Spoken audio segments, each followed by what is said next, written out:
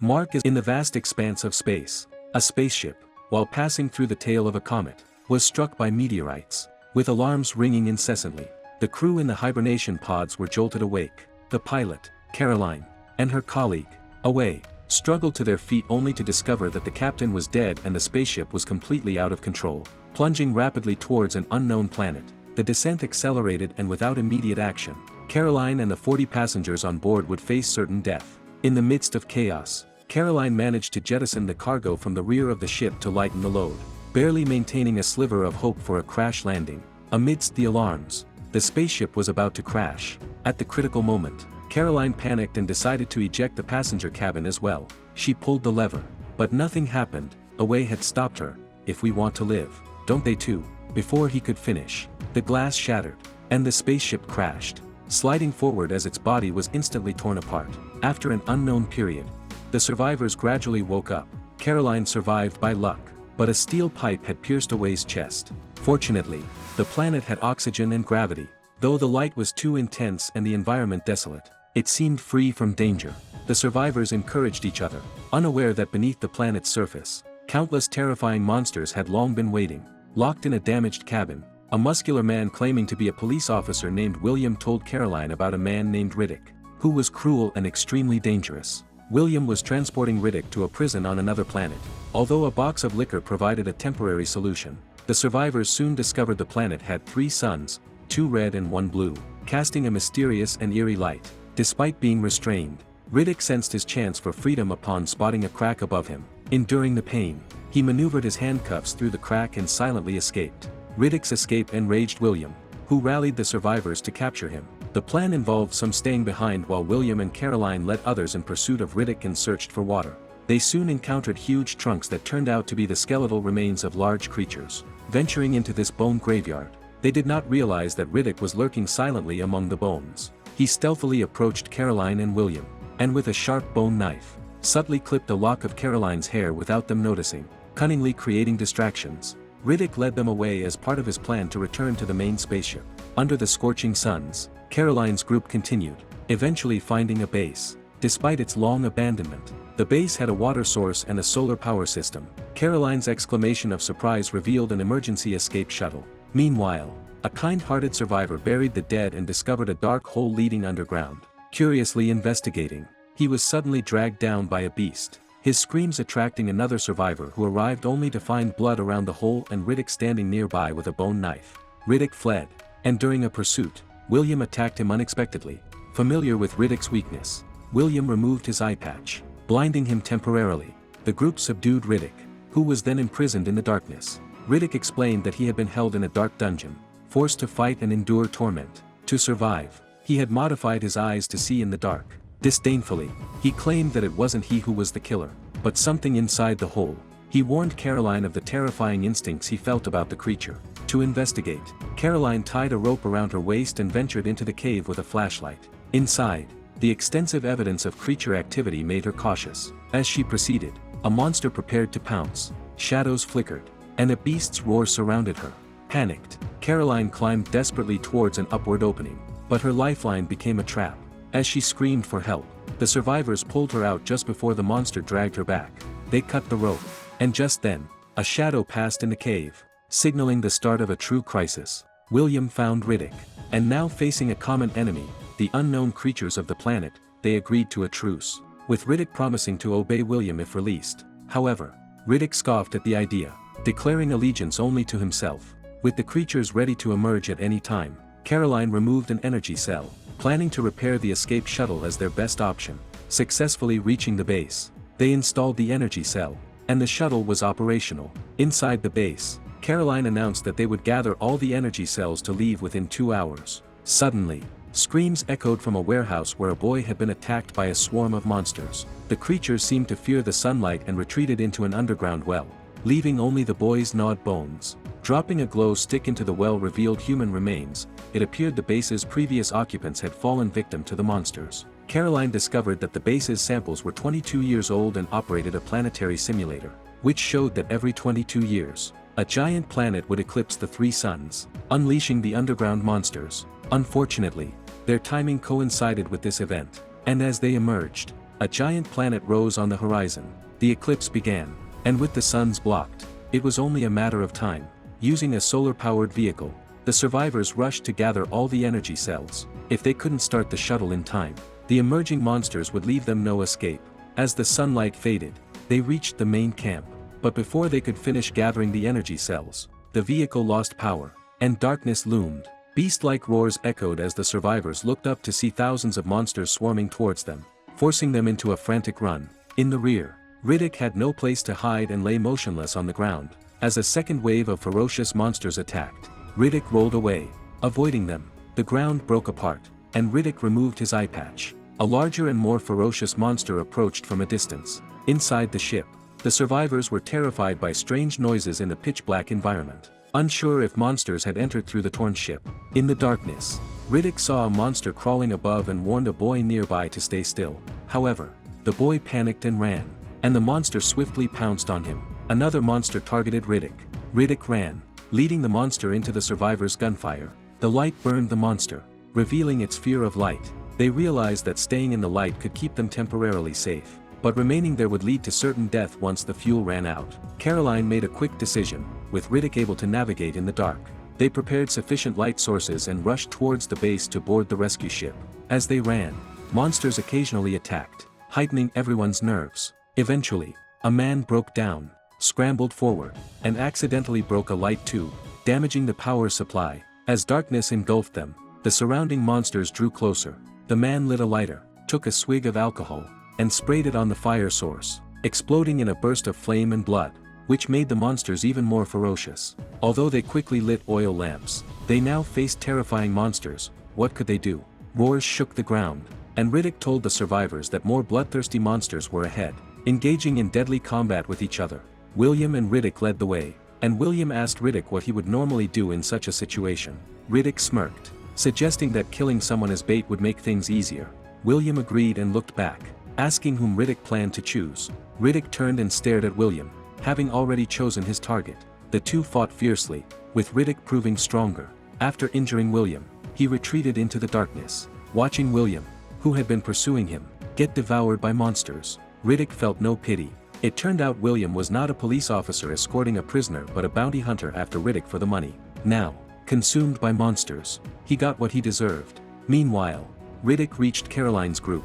With the base not far away, the plan was for Caroline and two others to rush to the base while Riddick followed. Dragging a heavy energy cell, blue liquid splashed in the sky as Riddick yelled not to look up because the monsters were brutally killing each other. As the destination neared, rain began to fall, the flames trembled, and an oil lamp extinguished suddenly as a monster attacked from above, dragging away a man. Knowing their fate, Riddick found a cave and secured the three inside while he struggled towards the base with the energy cell in the pouring rain.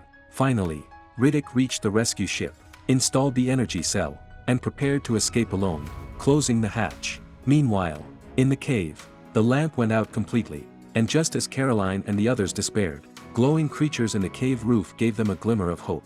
They stuffed the glowing material into bottles to make makeshift lamps. Caroline arrived just in time before Riddick left. Riddick admired Caroline's will to survive, as they were alike. Amidst life and death violence, Riddick had seen too much of humanity's ugliness. He never considered himself good, and his previous actions were all to obtain the energy cell to start the ship. Now that his goal was achieved, he would not risk rescuing unrelated people. Riddick invited Caroline to leave with him, arguing that survival was all that mattered. Caroline trembled, conflicted. Suddenly, she thought of her colleague away and her former self, too selfish to abandon everyone. The brief time they had spent together made it impossible for her to harden her heart. Watching Caroline, determined to save others, sparked a slight interest in Riddick. He couldn't understand her motives. In the pouring rain, Riddick and Caroline found an elderly and a young survivor, and four monstrous creatures blocked their path. Caroline and her companions sprinted forward, successfully reaching the spaceship. Riddick covered their retreat but was quickly surrounded by the monsters. On the deck, the two others urged Caroline to leave quickly. Hearing Riddick's cries, Caroline refused to abandon him. She helped the injured Riddick up, jokingly stating that movie heroines never die. The next second, a monster's claw pierced Caroline's chest and dragged her into the darkness. At that moment, Riddick's heart was deeply moved. Inside the spaceship, Riddick sat in the cockpit as the monsters closed in. Instead of fleeing immediately, he turned off the lights. The two behind him urged him on, But as the monsters surrounded them, Riddick finally ignited the engine. The dazzling lights incinerated countless monsters. Avenging Caroline, the spaceship left the planet, and Riddick reflected, the Riddick I was is dead. Amidst swirling snow, on a desolate, unknown planet, the protagonist Riddick leaps and runs between high walls, with a spaceship relentlessly pursuing him. Making a leap, Riddick dodges gunfire and hides in a cave. The bounty hunters think they have the upper hand, but unbeknownst to them, they have become Riddick's prey, using the terrain to his advantage. Riddick cleverly eliminates gunmen on both sides, suddenly appearing above the spaceship. He hears the screams of his companions. The bounty hunters are still clueless as Riddick already sits in front, mocking their foolishness for taking the job and for thinking 4 men were enough to capture him, which he considers an insult. With a small knife, Riddick impresses the bounty hunters, who immediately give in and divulge everything. A month ago, someone on the first sun offered $1 million for Riddick's capture alive, and Riddick guesses who it is. After abandoning the bounty hunters, he heads for the first sun. 5 years ago, as the universe's most wanted criminal, Riddick escaped a monster-infested planet with David and Kyra. To avoid endangering them, he asked David to look after Kyra and hid himself, telling only David his whereabouts, leading him to suspect David betrayed him. Soon, Riddick arrives at the first sun and confronts David about the betrayal. David admits it openly, explaining that the urgently seeking elementals maintain balance in the universe. The elders tell Riddick that the universe faces an unprecedented disaster and he is the hope for salvation. Known as the King among 3 and demigod in form, a tyrant calling himself Martial King emerged in the universe years ago. Possessing divine power, he can destroy a soul with a mere gesture. Leading the Death Legion, he expands across the universe, destroying entire planets if resisted. The elementals need Riddick because of a legend that a warrior from the planet Furia can kill Martial King. To eliminate future threats, Martial King once massacred the Furyen race, but the elementals tracked down Riddick, the last Furyen survivor. Proud by nature, Riddick doesn't believe in fate and cares more for his family than saving the universe. Learning that Kyra went looking for him and got captured by bounty hunters and imprisoned on the planet Flame, Riddick's next destination is her rescue. Suddenly, warships appear over the first sun, spreading massive energy that completely destroys the planet's defenses. Martial King and his Death Legion invade the first sun with unstoppable force. Engaging in fierce battle as the city descends into chaos, Riddick turns back to save David, considering him a partner. But when Riddick arrives, David is already dead, igniting Riddick's rage for revenge. Over one night, the first sun falls completely, and Martial King, brimming with authority, is satisfied with the conquest. Taking the city is just the first step. His next is to destroy morale and reshape faith. His commander Vako, successful in battles, is his right-hand man. His persuader Kree, skilled in manipulation, is his left. In the hall, Kree sweet-talks the resistance into submission. One man stands up to defy him, but Martial King instantly extracts his soul. Under absolute threat, everyone kneels except for Riddick, who declares these people irrelevant to him. He is here only to find and avenge David's killer. The Death Legion, which believes in the survival of the fittest, and Martial King, curious about Riddick's capabilities, face off against his towering guard. Expecting a tough fight, they are shocked as Riddick swiftly kills the guard. Impressed, Martial King wants to recruit him, but Riddick refuses. As tensions mount, Vako's wife steps forward, inviting Riddick to join them. She leads him into Martial King's grand palace into a strange room where Kree pulls a lever, trapping Riddick and slowly extracting his memories. Martial King and Kree are startled by the revelation that a Furyen survivor will kill Martial King and take his place. Martial King had invaded Furia, thinking he had eradicated the threat, yet a survivor remained. In a critical moment, Kree unexpectedly releases Riddick, giving him a chance to escape. After killing a few soldiers, Riddick flees with warships close behind. When a missile destroys a warship, Riddick turns to find the bounty hunter, not there to save him but to capture him for the bounty. At the start of the movie, Riddick had left the bounty hunter and stolen his spaceship. Unexpectedly, the hunter relentlessly pursued him using the ship's tracker to this location. Riddick suddenly surrenders, allowing the bounty hunter to capture him for the bounty. As the spaceship launches, the two bounty hunters are thrilled, unaware that Riddick intends to rescue Kyra on the planet Flame, making this ride timely. In the spaceship, Riddick pretends to fear the prison on Flame, tricking the bounty hunter, "If you don't want to go, I insist we do." Meanwhile, Vako has tracked Riddick and his group. To ensure success, Martial King sends Vako and Kree to kill Riddick. Believing in fate, Martial King sees Riddick as the only threat, unaware that Vako has his own plans, conspiring with his wife and waiting for a chance to replace him. Vako has tested Marshal King several times, but each approach is preempted by Marshal King's demigod intuition. Now, with Riddick's emergence, their chance has finally arrived. On the other side, Riddick and his group successfully reach the flame planet. True to its name, areas of this planet exposed to sunlight reach temperatures of 1000 degrees, instantly melting anything in their path. The prison is underground, so escapees face certain death. After a rough landing, the ship touches down, and 5 men with guns escort Riddick to the underground prison. Despite being tightly bound with a heavy man on top, Riddick suddenly thrusts upward, throwing the man out of the vehicle to his death. The remaining bounty hunters are indifferent, as fewer partners mean a larger share of the bounty. Soon, Riddick, bound with ropes, is taken to the underground prison. While the bounty hunters and guards haggle over the bounty, Riddick performs a complex gymnastic feat, using his muscular strength to break the handcuffs. Breaking free, a small knife is held to Riddick's throat by a girl who is none other than Kyra, the person he came to save. The once frail girl has become a stunning and dangerous assassin who idolizes Riddick as family. Believing Riddick had abandoned her, she harbors a deep grudge. Suddenly, the roar of beasts echoes. Guards provoke the beasts, feeding them prisoners amid endless screams. Kyra, agile and composed, watches as Riddick removes his eyeshadow, subduing the beasts with his murderous gaze, setting the stage for the story to come. Kyra, cornered by guards making advances, watches calmly as Riddick, holding a teacup, walks out leisurely, offering the guards a choice, leave or die. The 3 exchange glances, draw their blades, but in an instant, one is killed by Riddick with the teacup. This incident finally resolves the tension between Riddick and Kyra, and they begin planning their escape. Meanwhile, the Death Legion's warship appears above the flame planet, and the guards think the bounty hunters have come to help, prompting a fight. The bounty hunters, having lost their partners and now caught, are beaten down into the prison. Riddick leaps, stepping on a bounty hunter's head to climb up, finding chaos above. He guesses that before the Death Legion's arrival, the guards had fled through an underground passage. Riddick releases everyone, with the area not yet exposed to sunlight. The only escape route is on foot to the previously abandoned spaceship by the bounty hunters. Time is critical. Once the sunlight hits, raising the temperature to 1000 degrees, no one can survive. Riddick leads, sprinting madly forward on the rugged terrain. The temperature rises, and the horizon's intense light spreads like phoenix wings. The path steepens, turning vertical to the ground as blinding sunlight spreads. Temperatures soar, and steam rises. Desperate, everyone climbs upward. Kyra, trapped in a crevice, looks up as flames mixed with lava surge toward her.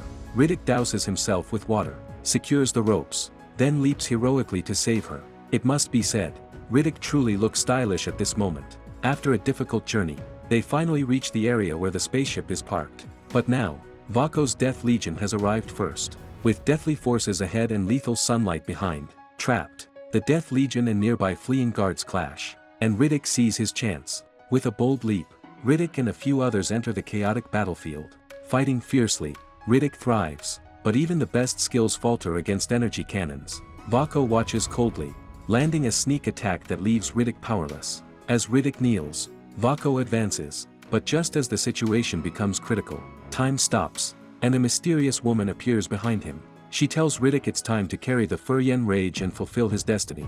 As Riddick's memories and powers fully awaken, the next second, scorching sunlight sweeps in, Riddick collapses, unable to rise, and a disheveled Vako and his men board the spaceship. Kyra, thinking Riddick is dead, turns away in pain, but Riddick, seemingly out of options, is dragged into the shadows by a hand.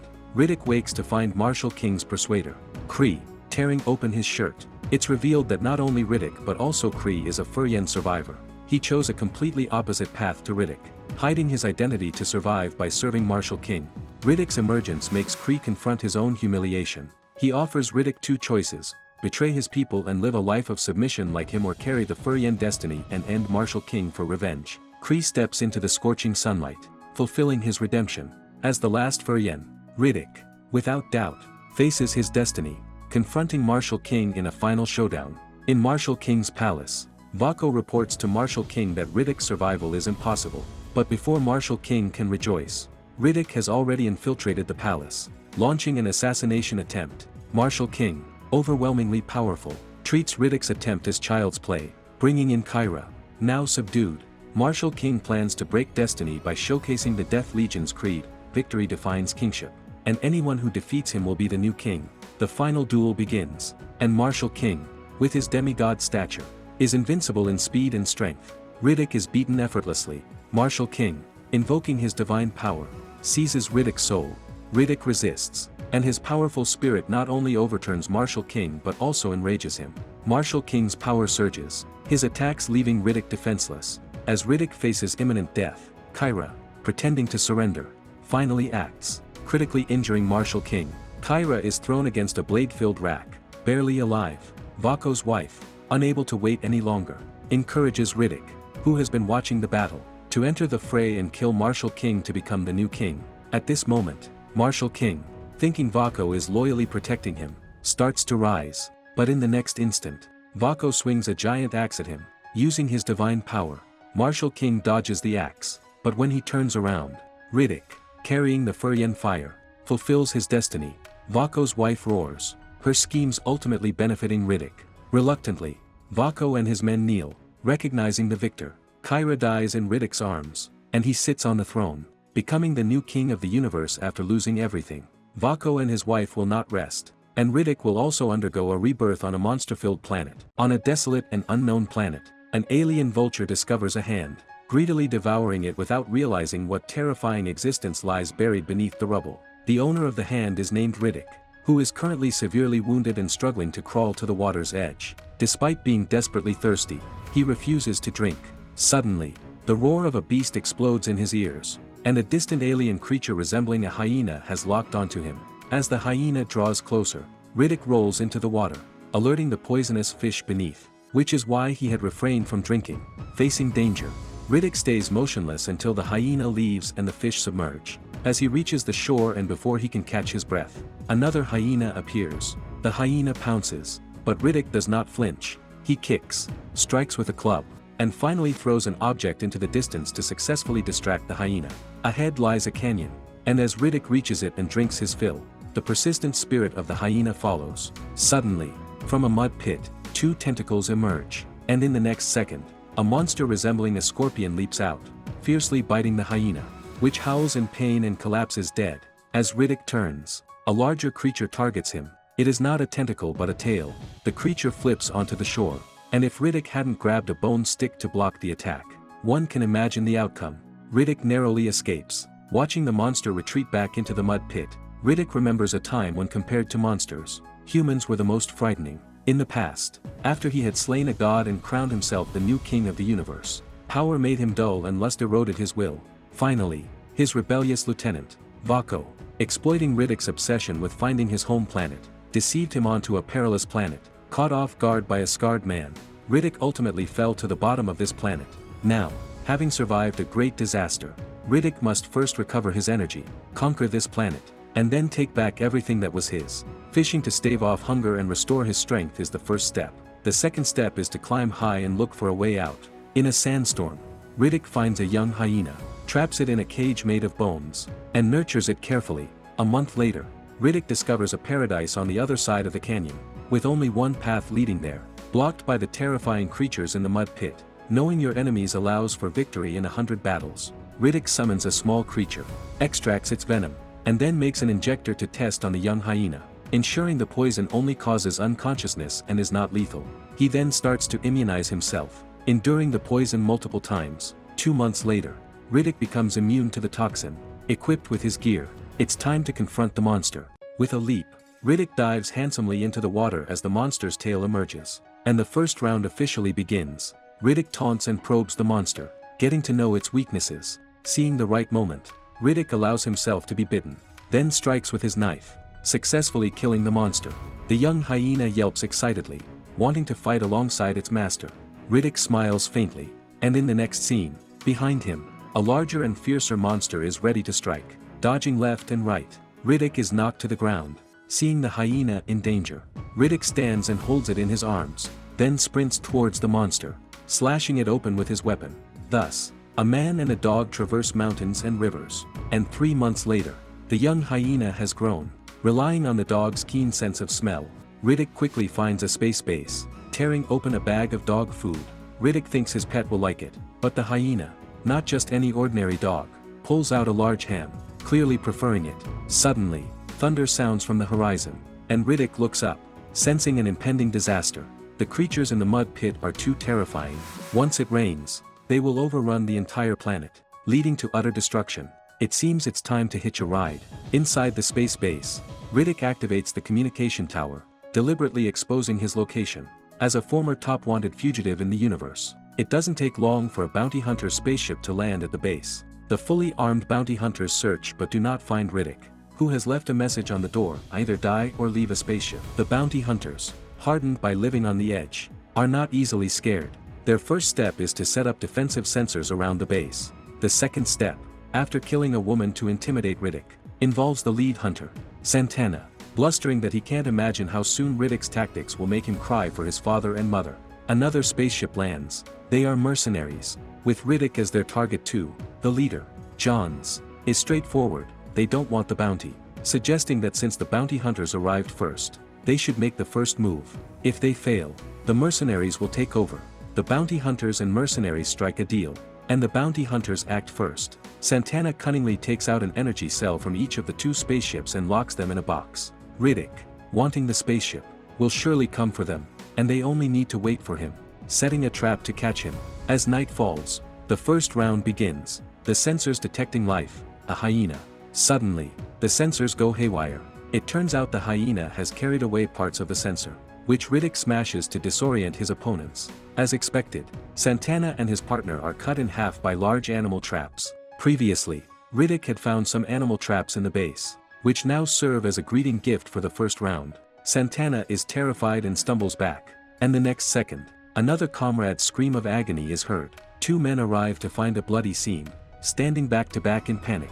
Turning around, their companion has been dragged into the darkness. At dawn, Santana is shocked and furious. Half of his 7-man bounty team has been wiped out overnight. With no other choice, Santana must team up with Johns, who prefers to strike first to achieve surprise victories, targets the hyena with a tracking shot, avoiding vital areas. Wounded animals typically return to their owners, so they only need to follow the hyena to catch Riddick off guard. Riding motorcycles, Johns and his men soon enter a cave. Believing they've cornered Riddick, they open fire, but are shocked to find a bounty hunter previously abducted by Riddick instead. Thinking he has the upper hand, Johns doesn't anticipate Riddick's deception, which leaves them disoriented. Riddick wins the second round. A woman is bathing, hearing noises she assumes are hallucinations. Then, a large hand appears behind her. On the roof, one might think Riddick is peeping, but he's actually using the woman's makeup mirror to spy on his enemies. As Johns rushes back to the base, he finds the communication device destroyed and Riddick's message on the box storing the energy cells. Has the energy been taken? Santana hastily unlocks it. Finding everything intact, they've been fooled again.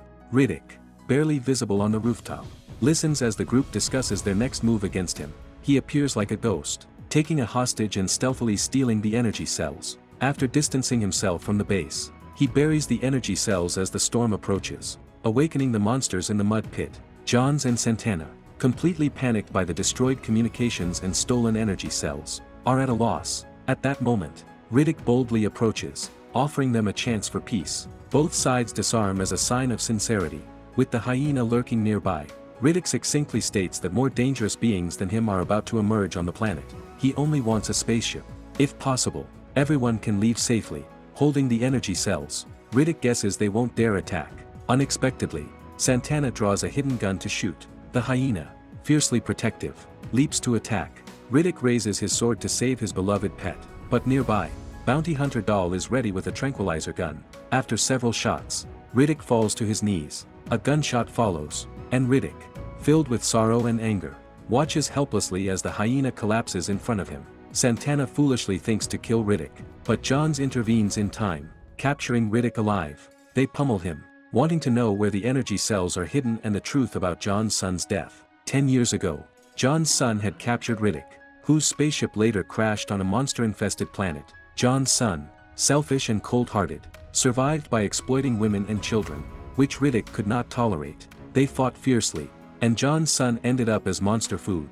Learning the truth, Johns is incredulous, unable to believe his son was so despicable. Riddick stops explaining, staring at Santana. "You killed my dog. Now your head will roll." As the heavy rain begins, Johns, having learned the truth, leaves Riddick to Santana's mercy. Santana is excited, thinking all he needs to do is place Riddick's head in a box to complete their mission. Santana raises his knife, but suddenly, eerie sounds surround the base. They rush outside under the spotlight to see countless monsters approaching in the mud pit. They lock the doors as one person panically fires a gun, only to be dragged away by a monster the next second. The roof creaks under the weight, and it's only a matter of time before the monsters break in. Everyone panics, but Riddick smiles, warning them to release him quickly. Once they have the energy cells, they can all escape on spaceships. Otherwise, they face certain death. Knowing they have no other choice, Johns prepares to release Riddick, but Santana refuses to cooperate, insisting that Riddick must die. As John stands up, he notices Riddick's leg shackles have been unlocked. Santana raises his knife, but in the next second, Riddick kicks and knocks him down, catching the knife with his foot. He throws it, decapitating Santana before he can react. The others are stunned by Riddick's swift and deadly response. They quickly release him, realizing that retrieving the energy cells and escaping the deadly and cunning Riddick is their best strategy. Amid a torrential downpour, the group opens fire, carving a bloody path forward. Dahl and a few others stay behind, while Riddick, Johns, and bounty hunter Diaz ride motorcycles to retrieve the energy cells. Amidst lightning and thunder, monsters block their way, but Riddick executes a stylish spin, dramatically taking out the threats and leaping impressively, dazzling everyone. Johns, caught off guard, crashes his motorcycle and is surrounded by the monsters. Just when he thinks he won't escape, Riddick turns back to rescue him. Finally, the group reaches the location where the energy cells are buried. Diaz stands guard while Johns keeps a close eye on Riddick. As they dig out the energy cells, Diaz unexpectedly betrays them, knocking down Johns and grappling with Riddick. Riddick manages to break free and, rising from the pit, strikes Diaz with a stone knife, fatally wounding him. In his final moments, Diaz sabotages the motorcycle. Suddenly, Johns, armed with a gun, emerges from behind, securing the energy cells and the remaining motorcycle. He initially refuses to take Riddick with him, confident in his escape. Riddick scoffs, "Are you sure?" Johns checks the bike, only to realize that the other motorcycle had already been damaged by Diaz, intending them to be stranded together. With no other options left, they must fight their way back to the base. Amid gunshots, slashing sounds, and the roars of monsters mixed with the rain, Johns and Riddick unite against the external threats, struggling through perilous situations. After another fierce battle, Riddick's heroic aura dims slightly when a monster wounds him by mistake. Johns rushes to his aid, remembering Riddick had once saved his life. Would he return the favor? Instead of rescuing Riddick, Johns grabs the energy cells, turns around, and runs. Struggling, Riddick crawls towards a cliff edge, fending off the monsters cascading toward him. With no weapon left, he fights with his fists, but just as he is overwhelmed, a laser cannon fires from above, providing timely support. It turns out Johns, despite his initial reluctance, has activated the spaceship, repaying the life-saving favor he owed Riddick. Johns keeps his promise and provides Riddick with a spaceship. Riddick, reborn from his ordeal, immediately seeks revenge on the scar-faced man responsible for his hardships. Upon learning that the real mastermind, Vaco, has ventured into the Dark Star system through a stargate, Riddick sets off in pursuit. Thus, his interstellar legend continues, promising more adventures and challenges in the vast expanse of space.